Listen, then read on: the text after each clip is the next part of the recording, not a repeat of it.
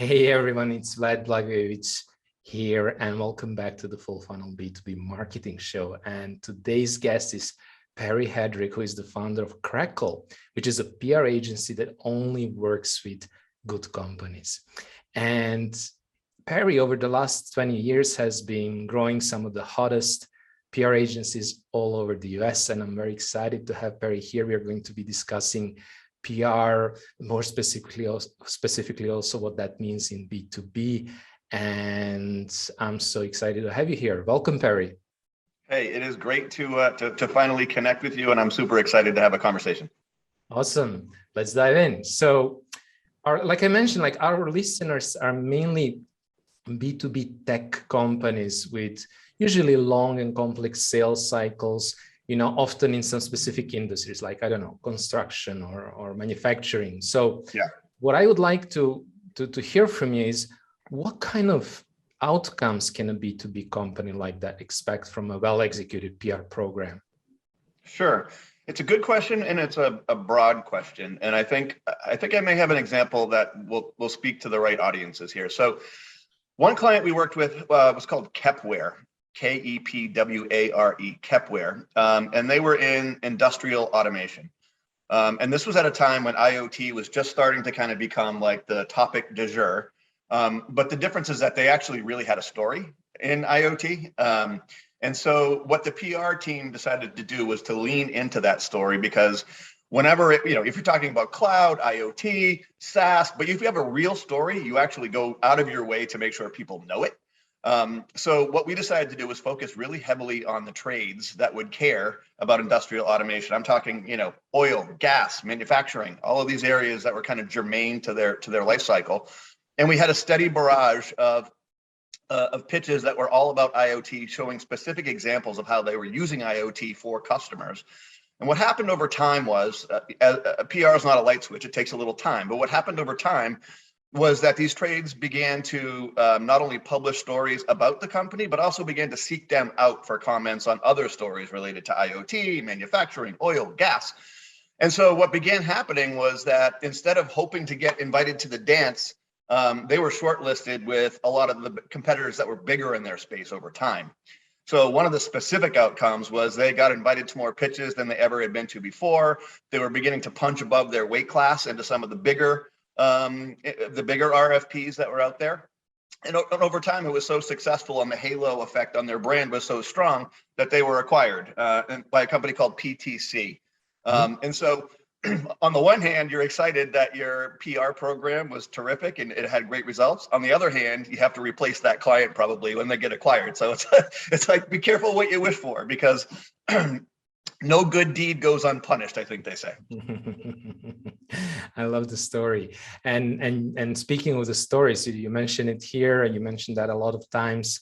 I've been enjoying reading your LinkedIn posts, where often you speak about the misconception that a lot of companies have about PR. A good PR agency, a good PR consultant will be somebody who knows the reporters, who has good connections, who can get your story published in whatever magazine because they're such good buddies. But that's just simply not true, and that the key is in a good story. So I'd just like you to kind of elaborate on that, and also tell us a little bit more. What is a good PR story for a company? How do you create one? Yeah, it's a great question. And so you talked about who you know not being as important. And I tell you, Vladimir, that so many executives have this exactly backward. They think that they're paying PR agencies for access to these, super top secret relationships that they have. And it just isn't the case. So for example, if my brother was a tech reporter at the Wall Street Journal, he's not going to write about my client because he's my brother. The story has to be there, or it's not. And so, you have the same access to the database of reporters that I have. You can go pay for that list, you can get those reporters' names, and you can pitch them all day long. You're probably not going to be successful if you're not a pro at crafting a story, but you can get the same access that we can get. So let me give you a specific example of what I think is a pretty good story that not a lot of people know. It's not one of the big names that everybody hears about, but kind of what they did and what the result was. So there was a company that we worked with called 𝙩𝙧𝙪𝙩𝙪. And what they did was they designed apps for mobile. Okay. What we did as a team was try to figure out how do we make that interesting, because they were doing something really cool. They weren't just designing apps that were mobile specific. They could be used on PC, on any device you basically had. And so they weren't kind of a one-trick pony. And what they were trying to tell the world was that app development is fundamentally changing. The game is changing from being specific to your phone to anywhere you want to be. So we came up and borrowed a little bit from Salesforce's no software mantra by saying, okay, mobile apps are dead, but here's how we're going to defend it. The way mobile apps have always been done is dead. The way we do it now is that apps are for everywhere. So we really crystallized that story, broke it out into nice pitching platforms, hit all their key vertical audiences, and we created a webinar after we started getting some traction, and we had something like 10,000 developers attend that webinar because they were so interested to understand what we meant and how they could apply this new kind of way to their world. And so it was really successful. And it was the kind of messaging that internal to the company, the employees were running toward. They're like, I love this. And externally, people are like, yes, like this is cool. I want to talk to these guys. So over a period of time, again, PR is not a light switch, but over a period of time, that story was so sexy that they ended up getting acquired themselves by a company that was super excited. I'm trying to remember the name. They're Progress Software, one of the largest players in the game. And what we found out over time is that the reason why they acquired 𝙩𝙧𝙪𝙩𝙝 was because they had such a cool, unique, kind of edgy story out there. And Progress was a little bit of an older company, a little more stodgy, a little more sort of set in their ways, and they were looking for that lift of like more of like an edgy, hip, cool message, and the rest is history. So that's I think a really good example of letting the story kind of lead the way. And if you do it right, and if you have a defensible story, in other words, you don't just say something and hope people believe it, but you can prove it. And if you can do that, then I think the world is really your oyster. And again, you're left without another client. Yeah, no good deed goes unpunished. Now, there's a lot to unpack here because you mentioned the old game and the new game made me think of Andy Raskin's framework with the old game and the new game. 100%. And is that something that works very well as a story, as a PR story?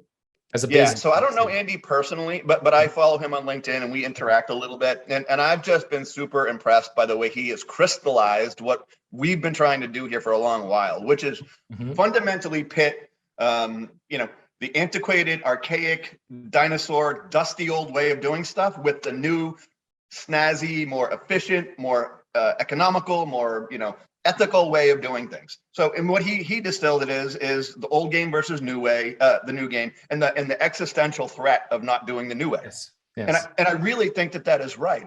I think it's not just the company saying that and saying we're the best if you don't do it our way. It's the customer is fundamentally doomed if they continue to repeat the mistakes of yesteryear. And that really is the game. And so when we engage with any new client, I always ask them, what is this message that we're going to try to use to inspire your customers? Because as Andy talks about, the world has already changed. Your company isn't changing the world. You're operating now in a world that has already changed.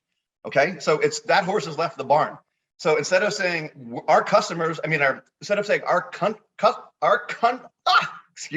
instead of saying our company is going to change the world, it is how are our customers using what we're doing to change their worlds. And that really is the fundamental difference. Oh, I love it. So you're making the customer the hero of the story, and you're actually naming the reason why your competitors are out of date, and you're kind of positioning yourself as a natural choice because you are all about the new game. I think there's so many in there to help you become like a choice, a natural choice, let's say, of your potential clients. Well, and a couple things just to add to that quickly. So the good thing about using this construct is that usually you have the ability to back it up. You can defend what you're saying and show specific concrete examples of how that's true. Yeah. And so that's where the real magic lies, right? You can't just make claims and not be able to back them up. But if you can back them up and defend them and show data to support them and case studies that bear that out, then it's really hard to deny that sort of aura of inevitability. Do you know what I mean? Yeah. And if you do that well over a period of time, you're probably going to get acquired and your PR firm is going to lose you as a customer. And so you mentioned another thing. So again, like there's so much to unpack, because you mentioned like data to support it, case studies, et cetera, et cetera. So I'm wondering, like, is that part of your work and communicating this story? Is that part of the PR work, is coming up with these kind of like proofs or like stories that are going to, can you elaborate on that, please? Yeah, so one of the key things with any good PR firm when they're starting a relationship with a new client is to figure out what ammunition you have to work with, right? And so that could be, what customers will talk to the press. What is your bench of spokespeople like? Do you have people who can talk on a lot of issues? A variety of things. Do you have analyst reports that that back what you're saying? But for us, what we always try to find out is there data that you're sitting on as a company that we could do something with that maybe you haven't thought to do something with? And so usually the answer is yes, not always, but usually. And sometimes there's data that can be used and you can be explicit about what the data is. So like as an example, Akamai was a client of mine at one point, and I'm not sure if you know what they do, but they were kind of in the streaming world. So they had a lot of data specific to who was streaming what, who was watching what the downloads were, like all of that stuff. And so that was a real easy one where you could say, okay, maybe it's time to do, and this was not our idea, this was their idea, a state of the internet report. Mm-hmm. So they were able to compile all this like awesome data that they were sitting on because they were so ubiquitously used, and they packaged that up once per year, and you could pitch the lights out with that because reporters were hungry for that information. And it got to the point where it's like a self-fulfilling prophecy where reporters start reaching out to you, like, is the data ready? Is the report ready? And when you have that, like, it's game over. You've won, But there are other ways of doing this, and it's more manufacturing data. So what I mean by that is, let's say you are a company in manufacturing, and let's say you make a specific technology that speeds up the manufacturing process or helps the supply chain or whatever. You could manufacture news and something to pitch by creating a survey with questions designed specifically to hit on pain points and problems in that whole process, and then take the interesting bits of that data, and ideally you ask contrarian questions that are designed to get answers that you're going to get, but the average person wouldn't think you would get. And that's when it gets really interesting. So you bundle that up and then verticalize that data. You pitch the answers out to those specific verticals that key in on the pain points of those specific verticals, and they tend to really care. And so sometimes what you'll do is you'll get a really great data point, X% of people said this, which is an eye-raising number, and you'll see that same nugget that you got from your survey in 15 different publications because it's so interesting.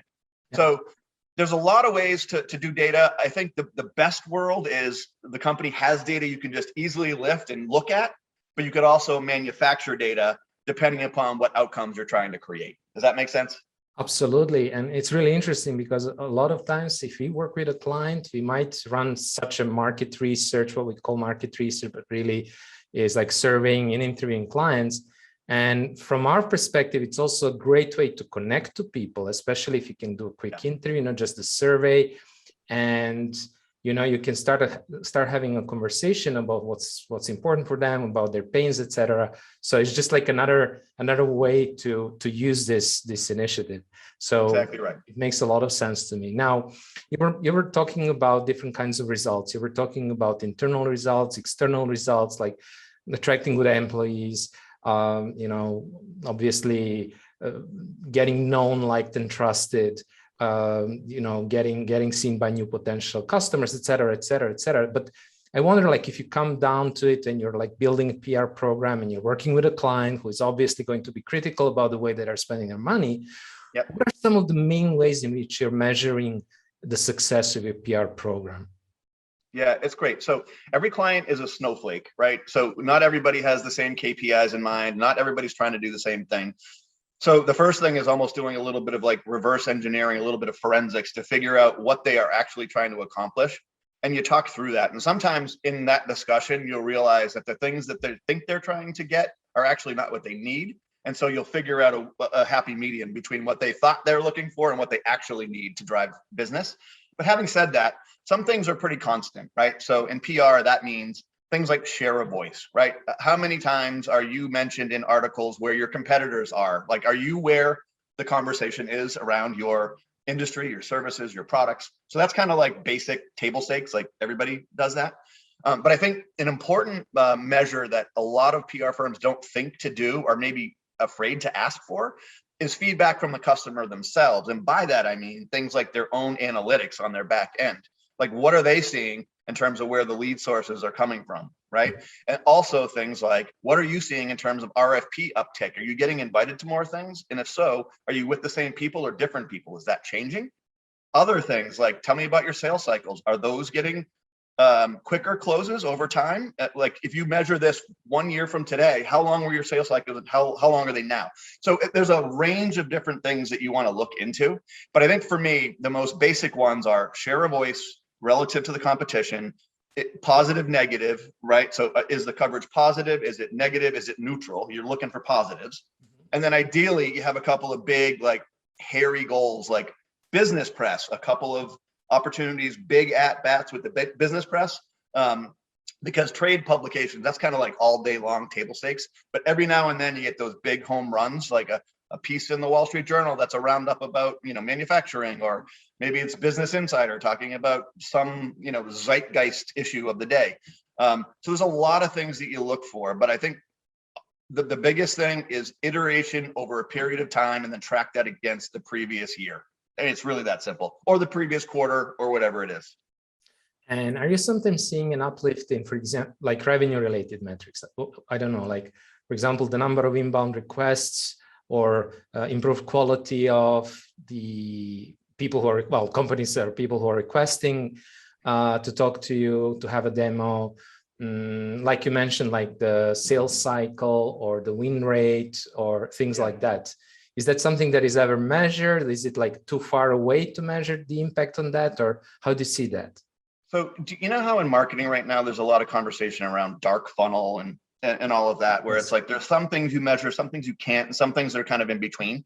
I feel like we're starting to get to a place where the things that are kind of dark in that regard are coming to light a little bit more. And we find that our best partnerships are when our client contacts, our CMOs, our VP of marketings come to us and share proactively changes they're noticing on the ground as a direct relation to the amount of publicity and heat and light they're getting. Now, some companies are wary about that. Again, this is old game versus new game. Old game is you almost don't want to tell your PR firm all the good things that are happening on the back end, because guess what that leads to? A conversation about increasing revenue and budgets, right?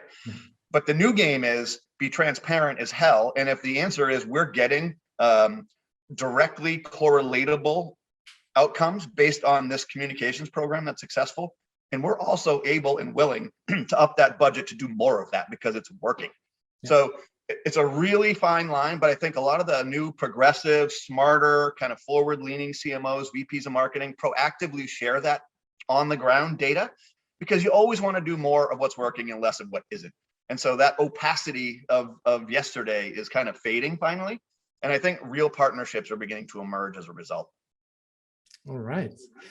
And let's switch gears and talk about outreach, because you talk about it a lot. And from our experience as well, we know that mass outreach, generic messages, just by basically spamming a lot of, let's say, potential clients doesn't work. And you talk about spamming reporters, and I'm sure that works even worse. So like, what would your approach be to kind of be more targeted and to be more personalized in the way that you're reaching out to the reporters?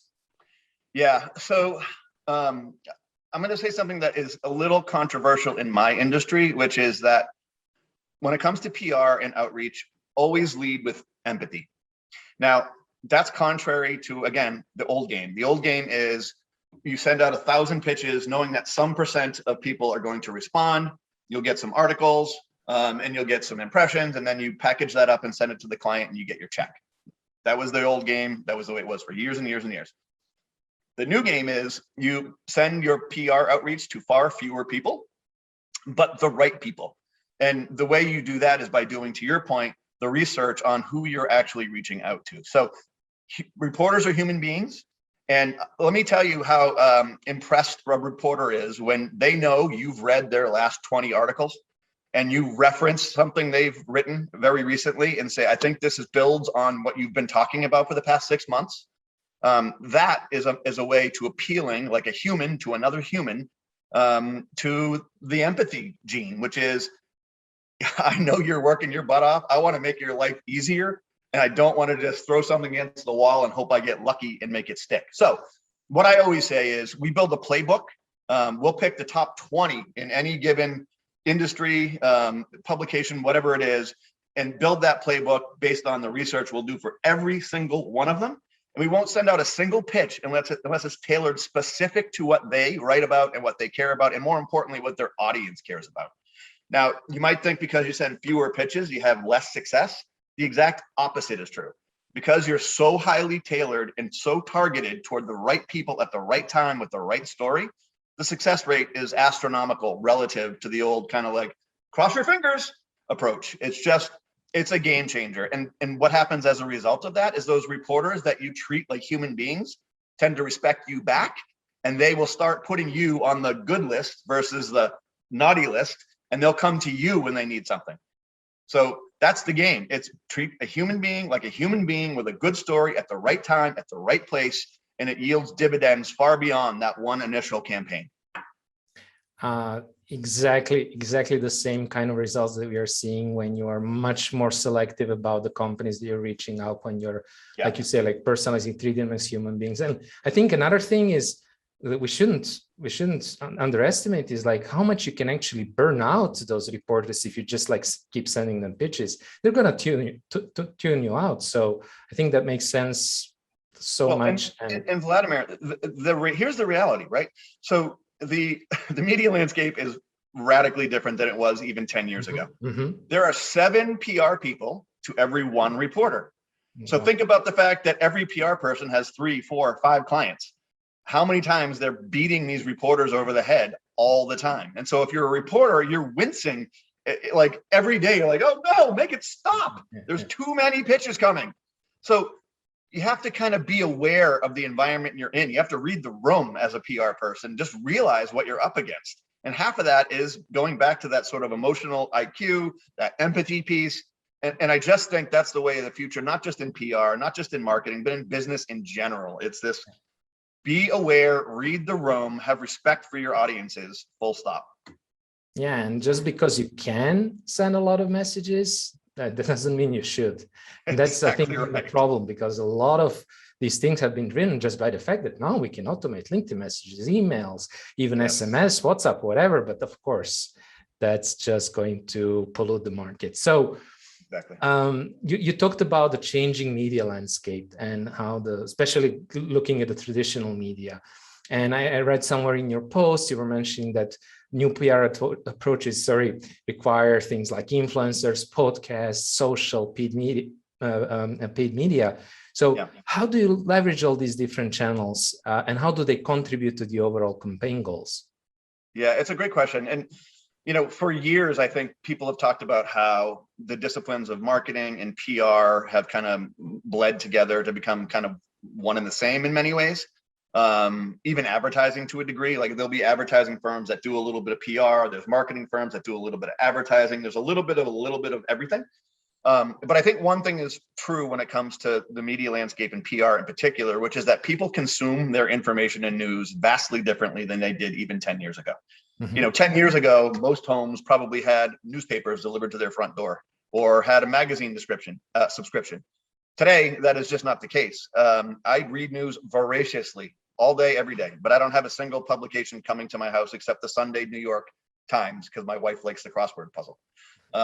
So the way we consume our information has been sort of fractured and atomized across myriad different channels. And as I think you probably know, many of the reporters that existed, 10 years ago are still doing reporting, but they're doing it for Substack, or they're doing it internal at companies, or they're doing their own gig entirely, or blogs, or whatever, as the media landscape dries up.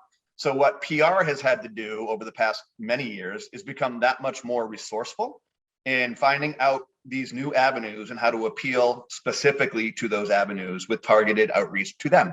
So people talk about how, PR is a dying industry, and that is just flatly not true. it has actually gotten much more complicated and much bigger. And the sophistication is necessarily in keeping with the size of that. So how does it all kind of map up? Well, the answer is, in aggregate, all of these new channels, podcasts, newsletters, LinkedIn, you name it, all these channels, you can measure that. And there's a report you can pull together at the end of that month talking about how you're reaching all these specific audiences and what the levers were to reach those audiences. And you, like everything else in marketing and sales, you iterate and improve that engagement over time.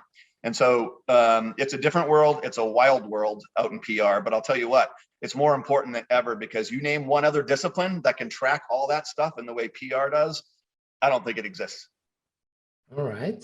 But if you're doing stuff, only mentioned like LinkedIn, social, whatever, all these different channels, just to kind of like really nail it, like what is then the difference between just social media marketing, which may be an activity that might be called like social media marketing, and PR that is also using social media?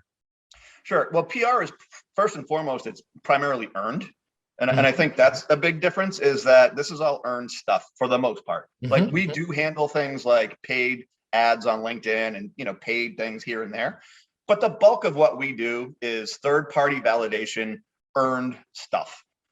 So even on LinkedIn, that's like earned engagement that you're getting. If your executive posts something and gets 50,000, likes and views and whatever, that's earned on the back of your brain equity on LinkedIn on that platform. You're not paying for that. It's an organic situation. So many of the things that we do, even though they play in social, are in fact earned. We do still do some of the paid stuff because that's just a part of what you need to do sometimes to engage. And they have value. But the bulk of what we do isn't separating your client from your wallet. It's really more about thought equity, brains, content, and having people like reporters and bloggers and influencers validate what you've done because it's earned. All right, makes a lot of sense. And this one would be more for companies who are just starting, who haven't done any PR in the past. Like, what would be like minimal viable PR program? Now we spoke about nailing the story, and that's clear. Like I'm assuming this will be one of the first steps. But sure. Other than that, like how would you build it out, and what would be something that could already start bringing the results without necessarily doing it the whole way? Yeah. So I think it's a great question. I think the truth is, and my PR counterparts might not like what I'm going to say, but I think you can actually do a very small and basic PR program without spending a dime. And by that, I mean galvanizing the executive team around the mission and the story, to your point. Like, here's our story. We've done the strategic narrative part. We feel good about that. Our internal audiences feel good about that. And we've tested a little bit here and there. We know that there's an appetite for what we're saying here. So that's kind of step one, to your point. But then having the executive leadership team be in lockstep with what that messaging is to the market and what it is internally, and then having them then populate and pollinate that messaging across their various platforms and social channels. So LinkedIn is a good example, right? If you have an exec team, a CMO, a CFO, a COO, whatever that group is or that mix is, and they're all singing from the same hymn book about the industry they're in, the challenges they face, and they do it regularly and authentically on a channel like LinkedIn, for example, the amount of engagement and views, as you know, Vladimir, having been really active on LinkedIn, is pretty crazy out of the gate, right? But if you continue to do that for a period of 3 months, 4 months, 5 months, that becomes a thing all of a sudden. We're like, oh, we're getting some at-bats just by sharing our thoughts. And really, if you really break it down to its essence, that's what PR is. It's getting the thinking of the executive team of a company out in front of more people. And so you don't have to spend a dime to do that. Now, there are other ways a small firm can kind of get a little more heat and light. And that is things like, hey, we know we have a pretty radical product update that we've done. Let's maybe do a press release because this is worth it, because we think it's going to change our industry. So let's get a press release together. Let's have a really good pitch that shows why, in the broader scheme of things, this is important, and have a very small firm pitch that out to our trade publications to start getting the conversation going, to start getting that initial momentum that people kind of perk up to and start paying a little bit of attention to. Mhm. So those are real basic things in addition to doing things like having a blog, that you're putting regular content out. You're not really paying a lot of people to do that because you're doing it internally. But just those little bits, I would say, if you're just starting out, are really important. And then if you have a little more budget to throw at it, then that's when things get super exciting, because then you can have a team of people dedicated to coming up with bigger ideas. And how do we start sort of having that fight against the old way in a meaningful way, in a dedicated, distributed way across multi-channels? That's when things get excited. But to start out, you just need the willingness to do it at the leadership level, and you have to just start, and you can do that for free. I love it. And I've seen some companies really killing it out there by just doing that already. 100%. And like taking your company as an example as well, you're getting a lot, I think, from LinkedIn, right? Well, Vladimir, to be perfectly honest, the majority of my leads come from LinkedIn, and I've closed over $1 million of business this past year just by my LinkedIn presence alone. So you can make of social media like LinkedIn what you want of it. But the key for me is that if you're regular and consistent and authentic on a platform like LinkedIn, people already know you by the time they ever say hello. Yeah.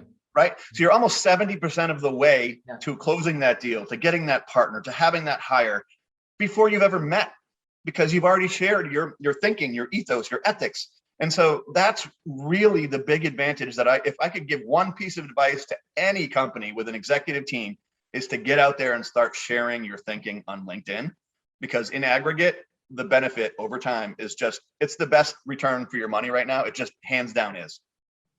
This would be an awesome way to end the podcast, but I still have a couple of very quick questions for you, if you don't mind. That's fine. Okay, let's go for it. So why do you have a good company only policy at Crackle? Oh, man, you gave me a softball right here. I love it. So I started this company in the middle of the global pandemic. And at the time, you know, in America, at least, there were people out in the streets rioting, and there were fires and riots and COVID everywhere. And it was mentally exhausting, honestly. And I had spent, to your point earlier, when you introed me, 20 years building some of the biggest tech brands and tech agencies in the country. And while that was great, one part I didn't love about that was kind of having to work on any client that came down the pike, because the bean counters were saying we need to make revenue, right? So it didn't matter if they were like a company you actually admired or thought was great. It's kind of like you have to bring them on and work them because they said you had to. And that's a little bit soul sucking after the second decade of doing that. And when you look at the kind of landscape we were in when I decided to start Crackle with my partner, Mike, was we can do better. And I want my kids to know that their dad is working on companies that are doing something demonstrably positive for the world, right? So that doesn't mean you're saving lives necessarily, although it could. And it doesn't mean, you're putting out forest fires, although maybe you have technology that does. But what it does mean is that if you actually look at the company you're working with, they are doing something that you can defend as saying, okay, this is contributing positively to either collaboration or to, making it easier to do X. But you know what a good company is when you see it. Yeah. And that's just been the true north for us. And we've turned away clients, not in a vicious or spiteful way, but just because it wasn't a right fit for what we're trying to do, which is be a part of something that solves problems and not be a part of the problem. So that's our true north. It's really helped with hiring for us. People are running toward that message, and our clients are running toward it as well. I mean, who doesn't want to be associated with a company that only works with good companies, right? It's a self-fulfilling prophecy. Goodness begets goodness, and that's the answer. And I think it makes your life as a PR firm much easier. Oh, no doubt about it. I talk about halo effect on your brand, and that kind of gives us one, but we didn't manufacture it, we believe it, and that's the difference. Awesome. And what would be the top resource you would recommend for somebody trying to learn more about PR?